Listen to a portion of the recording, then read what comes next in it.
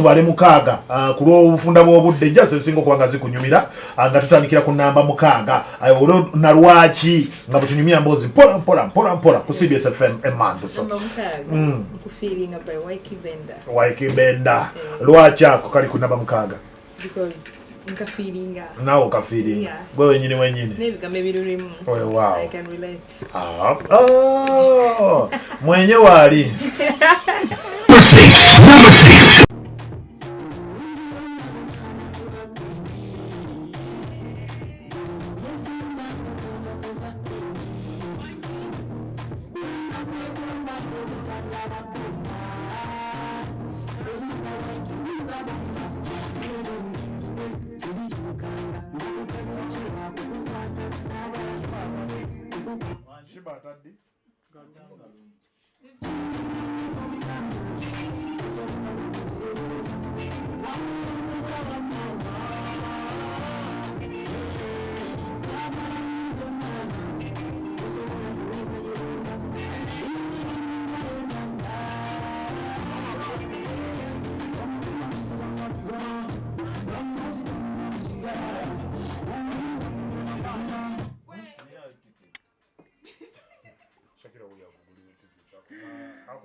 kagirina baba kagirina ey'amaanyi nkufiiringa ero luyimba lwa Shakira luli ku namba mukaaga omu ku buyimba obusinga okuba bumunyumira bw'aba mbudde bw'obweddembe ne mwenye bawuliriza ku buyimba bwe butyo mwenye ng'asimayiringa nnyo ayina embaga mu maaso. Okay, kale ko kali ku namba mukaaga. Ku namba 5. Number 5, of course, Zawi.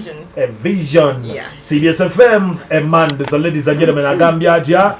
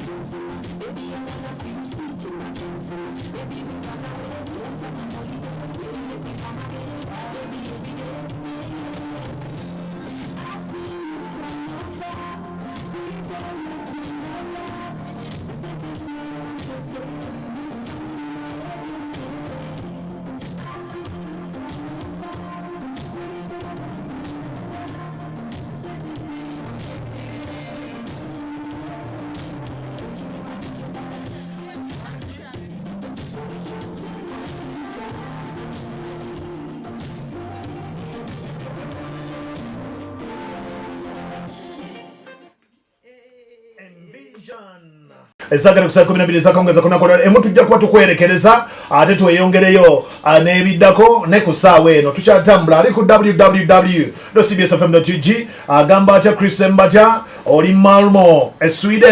What are those qualities eziyinza okusweeping off your feet nogamba ono ye tandika kyekimu? That's cheating. Huh? No. It's not cheating. Okay. Omuntu ayinza okwetega before ngali tuna bintu byonna. I think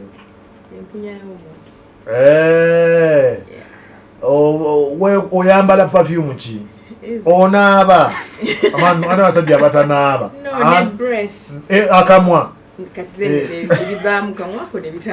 ebigambo musajja awunya akamwa yiye akeewala.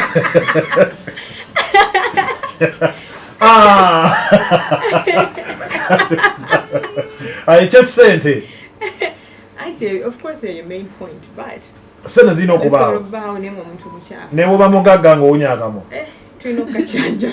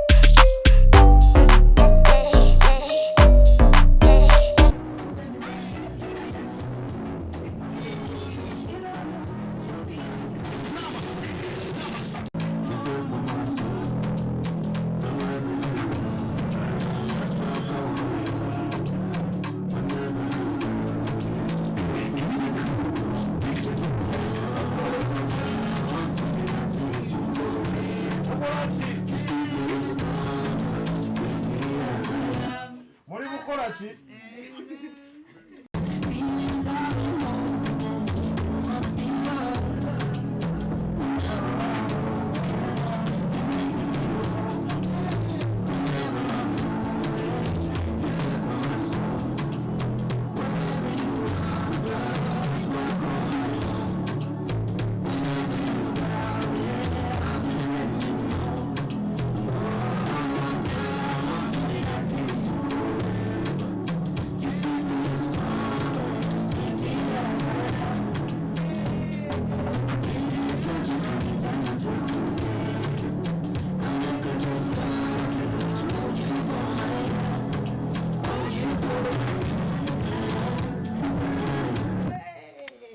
What are we doing wrongly? Byetukola mu bukyamu. Yeah? Okuviira ddala ku production paka ku distribution ya music. Okuba nti tetuliwe twagala kubeera. Ekisoko kiriziganya tetuliwe twagala kubeera musically. Ngegwanga. You mean production?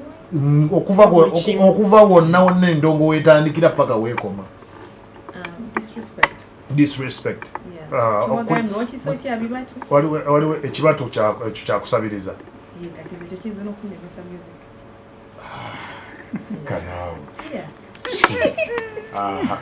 Kale twatandise ku ssaawa 10 tuli ku ssaawa zino tubulira dakika 7 okuyingira essaawa ey'akawungeezi mu bigambo ebifunzefunze tukoze tutya Ugandan music industry okugiza ku luguudo n'okutambula nga tulina okutambula wasoose n'okuwona ku kyobumu ezzalawo bantu bakuba enkokola enkokolo ozimanyi omuntu okulemesa obirabe waliwo yali akozaalaye ng'owulira Shakira no, not really. Obiwulire nga bazaalawa. Then they come and tell me. Because I don't want to know. I'm doing what I love. Okay. Eventually they come around. Okay. Yeah. Tumira boyfriend wa mu America tuve wano. Tumira batuwuliriza right now. Boyfriend wa mu America. Bali yali yo bawuliriza. Mwenye kutumidde. Ala naye mwenye. Mwenya. Bali no mukolo. Okay, babonge ko naba na Uganda. My mom Hajat Janat, my dad Hajubei Kamlegea, my daughter. Yogera nyonji tata we Haji Obedi Kamlegea. Lwajo muyisa bali. Afuliriza oyo mukulu ye tata wono omwana ye chebala kaibalaba yoyo aha my friends my friends tata wamanyi ndi oyimba tachimanyi yakuulira aha nawe kutumidde balenyo kunchaza wow. I don't take this for granted. All right, thank you for having me. Okay. Ritah De Dancer. Okay. My team. Have you ever made a mistake you regret? No gamba, I wish I didn't make that mistake. I usually learn from my mistakes. And there is one. There is one you can think of. Yeah. Ekwata kubulamu? Dating an ex. Wa dating ako omuntu gwe wejjusa kati. Dating an ex. Paraso.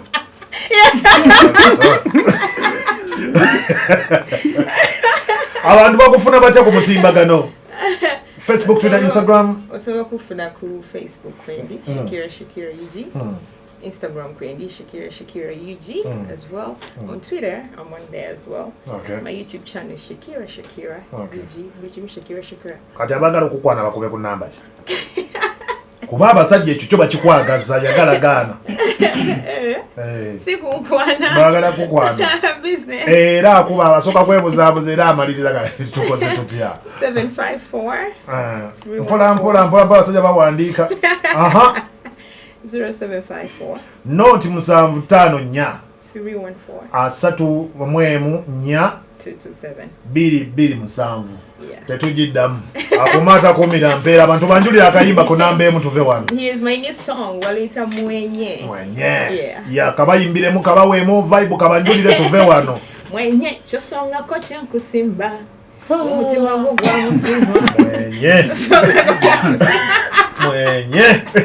Mwenye. akumata kumira mpera ai katonda wangaza kabaka waffe